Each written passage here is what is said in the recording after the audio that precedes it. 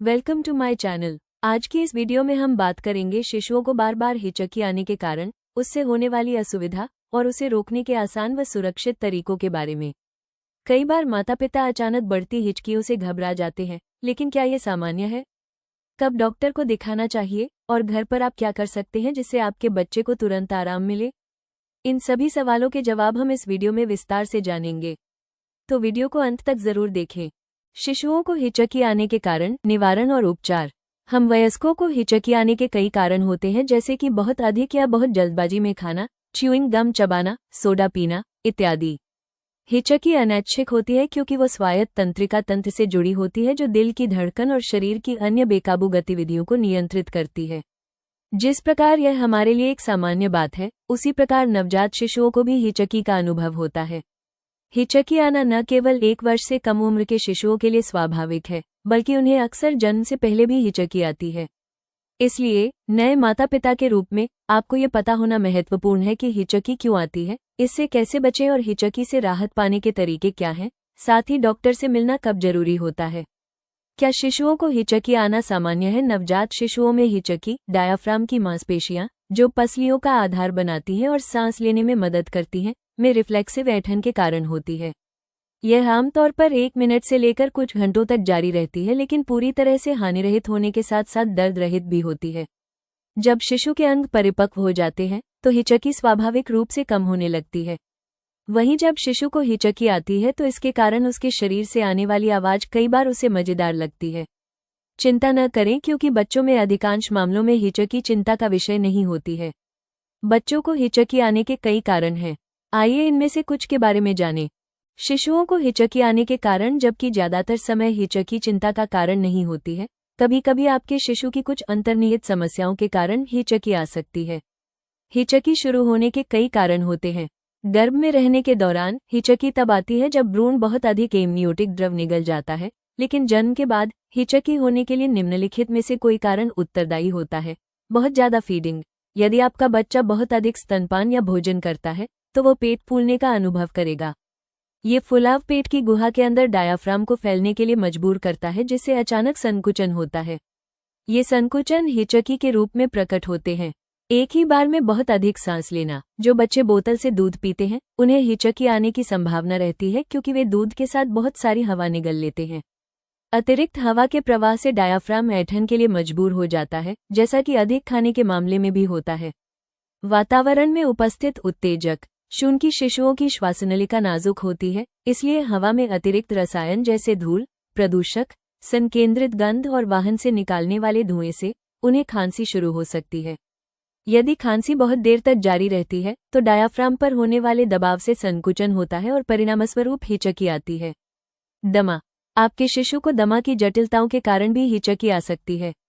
ऐसा इसलिए है क्योंकि फेफड़ों में ब्रांकाई सूजन के कारण फूल सकते हैं, जिससे फेफड़ों में हवा का प्रवाह कम हो जाता है।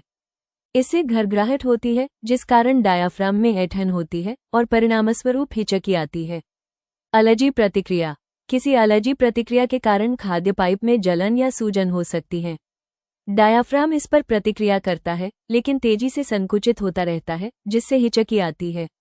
बच्चे को दूध के प्रोटीन से एलर्जी हो सकती है, क्योंकि अगर मां अपने आहार में बदलाव करती है तो उसके दूध का रासायनिक संतुलन बदल जाता है, जिससे किसी भी समय एलर्जी हो सकती है।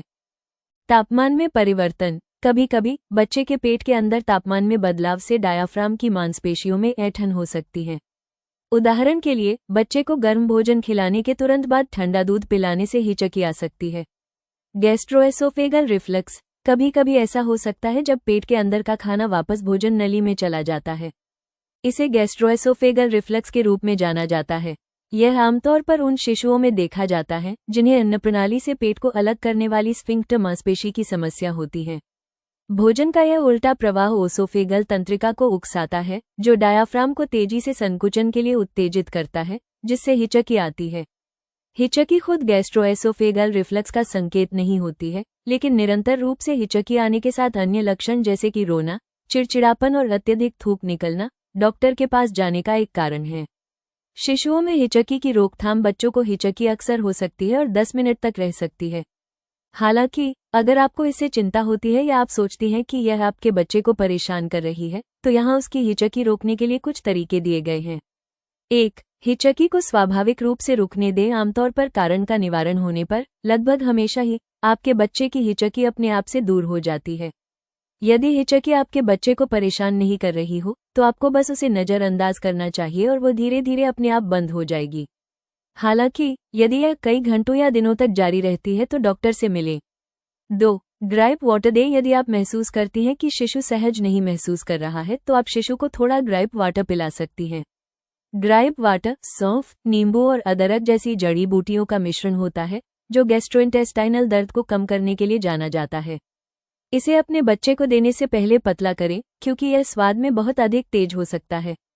जो ब्रांड आप शिशु के लिए ले, उसके घटकों की जांच करके सुनिश्चित करें कि उसमें प्रयुक्त सामग्री सुरक्षित है। 3. पेसिफायर का उपयोग करें। जब आपका शिशु हिचकी लेना शुरू करता है, तो आप उसे चूसने के लिए एक पेसिफायर दे सकती हैं, जिससे डायाफ्राम को आराम मिलेगा और यह अत्यधिक ऐंठन को रोकेगा। 4. शक्कर खिलाएं। शक्कर खिलाना हिचकी के सबसे पुराने इलाजों में से एक है। यदि आपका शिशु ठोस आहार ले सकता हो, तो उसके मुंह में थोड़ी चीनी डालें। उन शिशुओं के लिए जो केवल तरल पदार्थों का सेवन करते हैं, उनके पेसिफायर को थोड़े शुगर सिरप में डुबोया जा सकता है। चीनी डायाफ्राम की मांसपेशियों को आराम दे सकती है, इसे शांत कर सकती है और हिचकी को रोक सकती है। 5. ध्यान किसी और लगाएं। यदि आपके बच्चे को लगातार हिचकी आती हो, तो उसका ध्यान किसी क्रियाशील गतिविधि या खिलौने जैसी किसी चीज पर केंद्रित कराने की कोशिश करें, क्योंकि स्वाभाविक रूप से तंत्रिका तंत्र से जुड़ी मांसपेशियों के संकुचन के परिणाम से हिचकियां आती हैं। इसलिए शिशु का ध्यान कहीं और लगाकर हिचकियों को रोका जा सकता है, जैसे कि खेलने के लिए खिलौने देना या कार्टून की तरह कुछ रोमांचक दिखाना। निवारण। चूंकि बच्चों में हिचकी कई कारणों से हो सकती है, इसलिए उन्हें पूरी तरह से रोकना काफी मुश्किल है। हालांकि कुछ चीजें हैं जिन्हें आप हिचकी की संभावना को कम करने के लिए कर सकते हैं। शिशु को सीधा रखें। हमेशा अपने बच्चे को सीधा रखकर खिलाएं या दूध पिलाएं और सुनिश्चित करें कि आप उन्हें खाने के बाद कम से कम 20 से 30 मिनट के लिए उस स्थिति में रखें। ये डायाफ्राम की मांसपेशियों को अपनी प्राकृतिक स्थिति में लाता है, जिससे यह ऐंठन या संकुचन के लिए कम संवेदनशील होता है। धीरे धीरे अपने बच्चे की पीठ को रगड़ें, ताकि वो दूध पीने के दौरान निली हुई किसी भी हवा को आसानी से बाहर निकाल सके। यह अतिरिक्त रूप से डायाफ्राम को आराम की स्थिति में ले जाने में मदद करता है, जिसके परिणामस्वरूप हिचकी से बचाव होता है। स्तनपान। बोतल से दूध पिलाने की तुलना में आपके बच्चे को स्तनपान कराने से अतिरिक्त हवा को उसकी श्वासनलिका में प्रवेश करने से रोका जाएगा। हालांकि स्तनपान करने वाले शिशुओं में हवा को प्रवेश करने से रोकने के लिए सुरक्षित रूप से निप्पल से लगाकर रखना चाहिए। निप्पल से अच्छे से लगाकर रखने से निप्पल के दर्द को भी रोका जा सकता है। पीठ की मालिश। नियमित रूप से अपने शिशु की पीठ की मालिश करें जब वे सीधी स्थिति में हो। यह उसके डायाफ्राम की मांसपेशियों पर तनाव को कम करेगा। शिशु की पीठ के निचले हिस्से को धीरे से गोलाकार गति में मालिश करते हुए गर्दन तक जाएं। ध्यान रखें कि मालिश हल्के हाथों से करें और बहुत अधिक दबाव न डालें। पीठ की मालिश। शिशु को डकार दिलाएं। ये बच्चे की हिचकी को रोकने के सर्वोत्तम तरीकों में से एक है।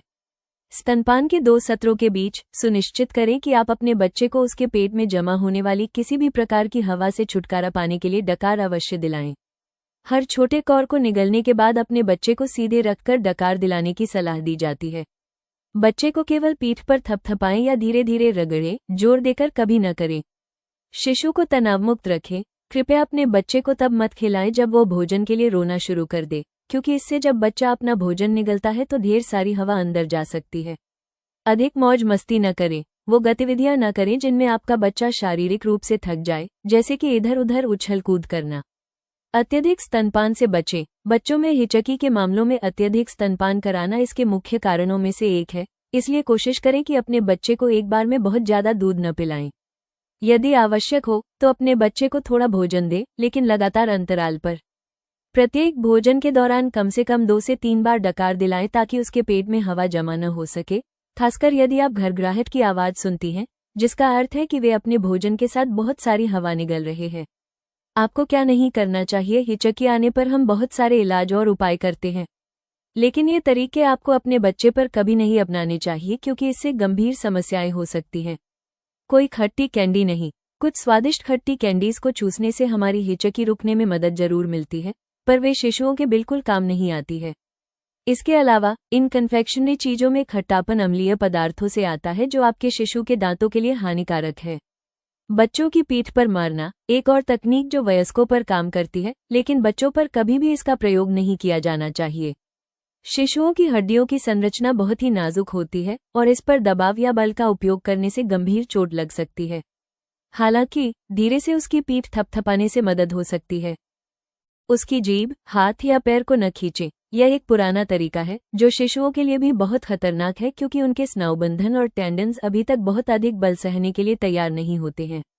हिचकी रोकने के लिए ऊंची आवाज का प्रयोग न करें। जोर से अप्रत्याशित आवाजें भले ही वयस्कों को उनकी व्याकुलता कम करने में मदद करती हैं, लेकिन वे बच्चों को भयभीत कर सकती हैं या उनके नाजुक कानों को भी चोट पहुंचा सकती हैं।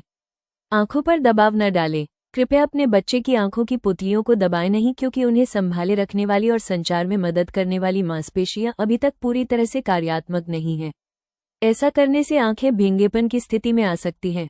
आपके बच्चे की सांस को रोके नहीं। ऑक्सीजन की कमी आपके बच्चे के लिए बेहद खतरनाक है और इस विधि को कभी भी किसी भी कारण से आजमाया नहीं जाना चाहिए। डॉक्टर से कब मिलना चाहिए? आप अब तक जान गई हैं कि हिचकी आपके नवजात शिशु के लिए पूरी तरह से सामान्य घटना है। हालांकि ऐसे कुछ मामले हैं जिनमें आपको डॉक्टर से संपर्क करना चाहिए। यदि आपका बच्चा लगातार हिचकी लेता है, बहुत अधिक थूक पैदा करता है, बहुत चिड़चिड़ा रहता है और खिलाने के बाद भी रोता है, तो कृपया अपने डॉक्टर से तुरंत संपर्क करें। ये लक्षण गैस्ट्रोएसोफेगल रिफ्लक्स का संकेत हो सकते हैं, जो एक गंभीर स्थिति होती है जिसमें दवा और या सर्जरी की आवश्यकता होती है। यदि आपका बच्चा लंबे समय तक हिचकी लेता है, जैसे कि कई घंटे से लेकर कुछ दिनों तक, तो यह एक असामान्य स्थिति है और अपने चिकित्सक से परामर्श करना उचित रहेगा।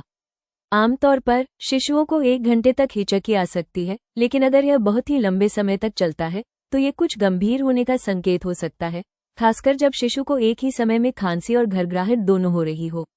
यदि आपके बच्चे की हिचकी उसकी निर्धारित गतिविधियों जैसे कि खेलने, खाने और सोने में बाधा डाल रही है, तो ये सलाह दी जाती है कि आप उसे बालरोग विशेषज्ञ के पास ले जाएं। लगातार हिचकी भी आपके बच्चे के लिए बहुत बड़ी परेशानी का कारण बनेगी और इससे से जल्द निपटा जाना चाहिए। शिशु की अप्रत्याशित चीजों से घबरा जाना स्वाभाविक है, हालांकि हिचकी उनमें से एक नहीं है। सहनशील और शांत रहना आपके मन की शांति और आपके बच्चे के स्वास्थ्य दोनों के लिए सबसे आवश्यक है। हिचकी पूरी तरह से प्राकृतिक और हानिरहित है। सुनिश्चित करें कि आप अपने बच्चे को हिचकी आने पर या हिचकी से बचने और उसके इलाज के लिए कुछ एहतियाती उपायों का पालन करते हैं।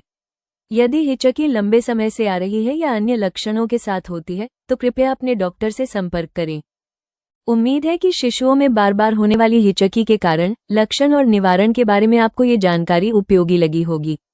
अगर वीडियो मददगार रहा हो तो इसे लाइक करें, शेयर करें और हमारे चैनल को सब्सक्राइब करना न भूलें। बेबी हेल्थ, पेरेंटिंग और न्यूबॉर्न केयर से जुड़े ऐसे ही महत्वपूर्ण वीडियो देखने के लिए नोटिफिकेशन बेल जरूर दबाएं।